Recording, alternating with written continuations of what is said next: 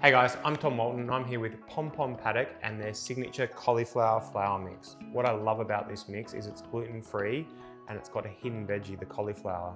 But with its neutral flavor, it works great with sweet and savory. And today I'm going to show you my favorite choc chip tahini cookie made with the flour mix. So to get started, we're going to add our cauliflower flour mix with some baking powder.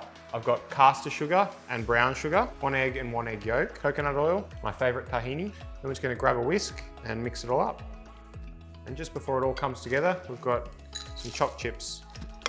So that's it guys, once it all comes together, we're just going to let it rest in the fridge overnight, and that resting is going to make sure that when we cook it, it just spreads out nice and evenly. All right, so your mix has been resting overnight, and you can use an ice cream scoop or just get your hands involved. And I'm just going to make some nice little balls.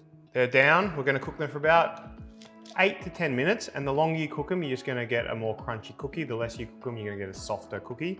So look at that guys, soft, golden, chewy, tahini choc chip cookies.